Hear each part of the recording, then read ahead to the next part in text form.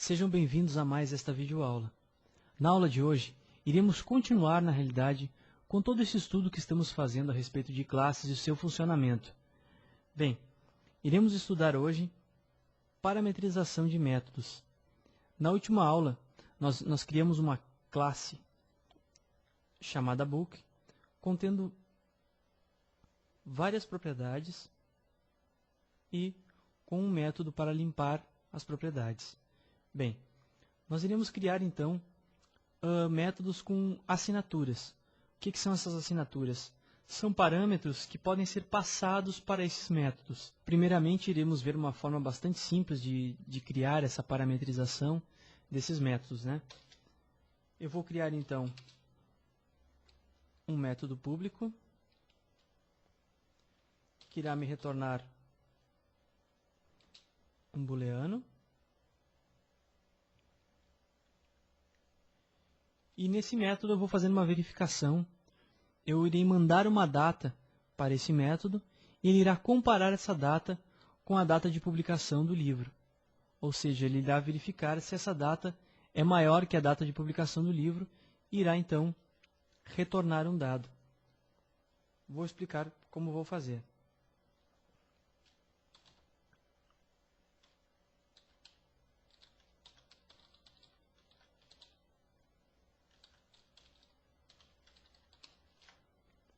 Bom,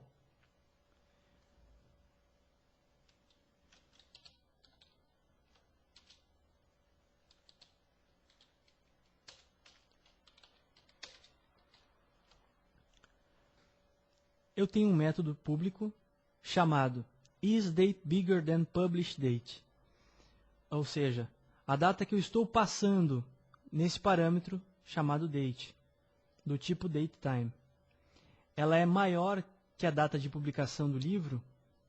Bem, sempre que eu quero retornar um dado nesse meu método, o tipo de dado a ser retornado, ele vem nessa posição.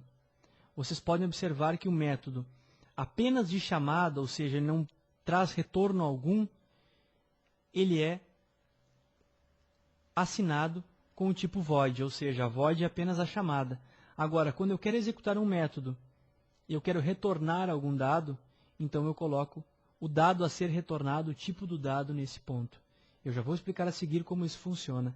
Mas é importante agora entender que esse método é público, ele tem um nome e ele tem um parâmetro de entrada.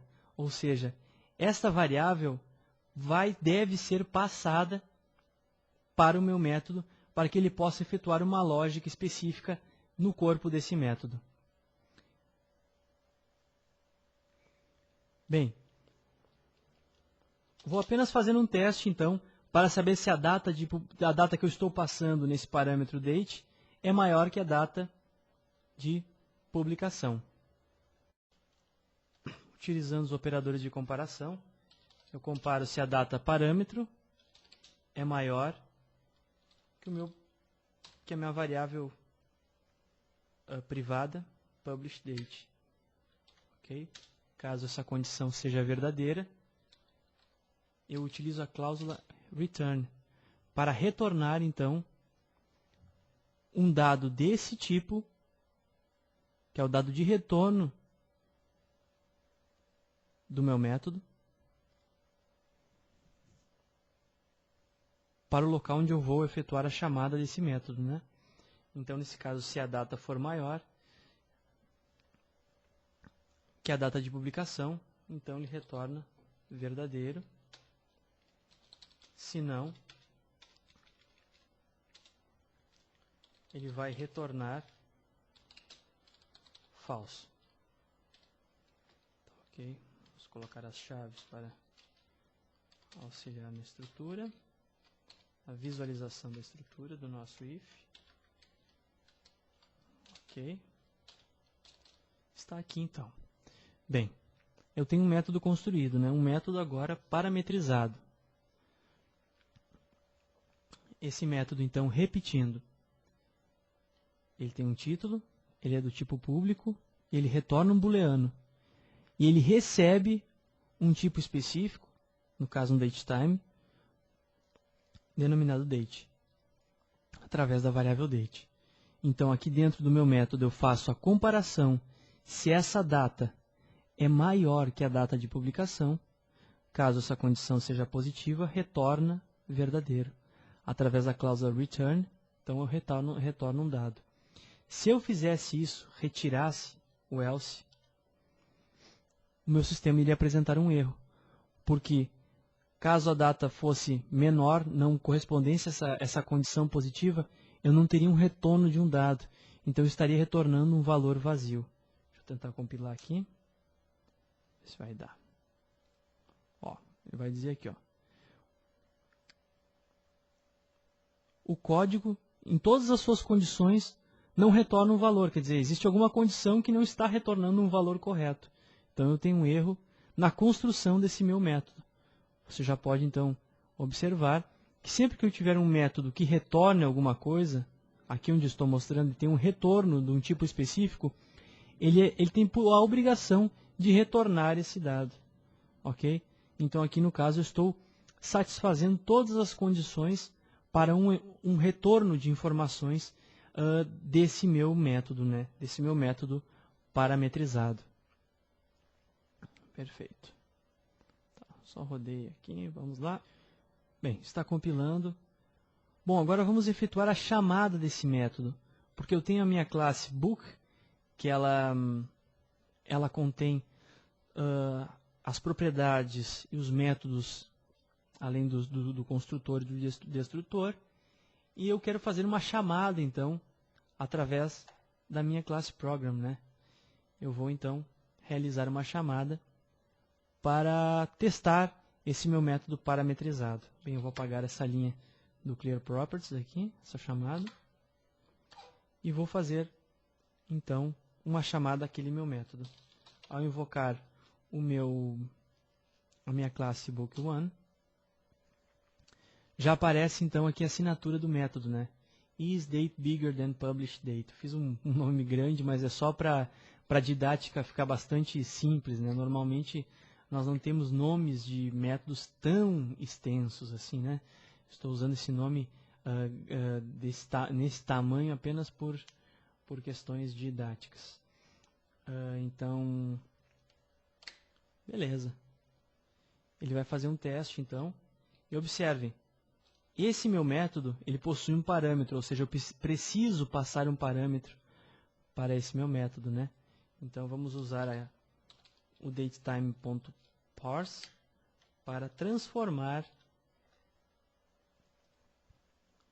em data um valor que ele vai comparar com a data que foi passada anteriormente. Conseguem verificar? Perfeito. Então, vamos lá. 02 de 01 de 2000. Um dia após a data que foi setada para a propriedade do nosso objeto book1. Ok? Bem, como vocês podem observar aqui, esse método ele tem um retorno booleano. Então eu vou declarar uma variável booleana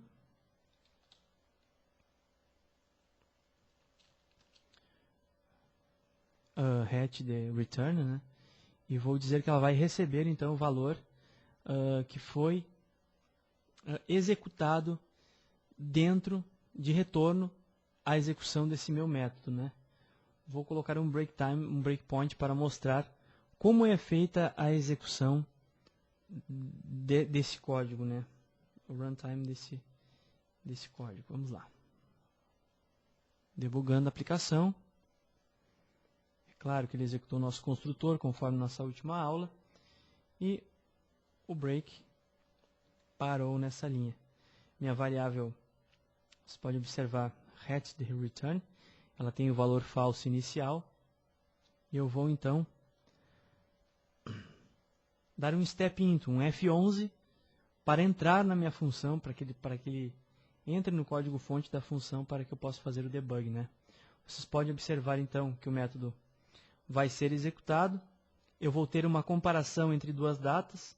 A data que foi passada na parametrização deste meu método, né? Nesse ponto onde eu estou marcando agora. E a data, que é a variável correspondente à nossa propriedade, né? Então ele vai comparar se essa data aqui é maior que essa. Condição verdadeira, ele vai retornar verdadeiro. Perfeito. Olha aqui, ó. Esse é o retorno, então, da execução do meu método parametrizado. Tá, ok? Para um F5 aqui para continuar, para terminar a execução, na verdade. Se eu trocar a data para uma data menor, apenas mostrar a execução.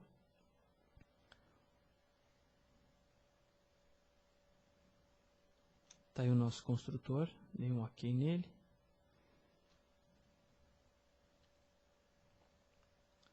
A data, ela não é maior que a data de publicação, então ele vai retornar um falso. E meu retorno, né, meu valor de retorno, então, é falso. Ok? Bem, essa é a execução básica de um método com um parâmetro. Você pode observar que eu transformo esse meu dado para o tipo que eu devo passar. Se eu não transformar, vai dar um erro aqui, é claro, se eu passar uma string ou um inteiro.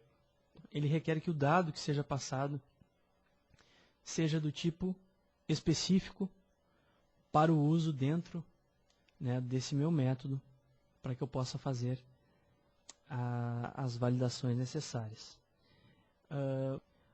Apenas acrescentando que eu posso ter vários parâmetros de vários tipos, conforme eu estou mostrando agora,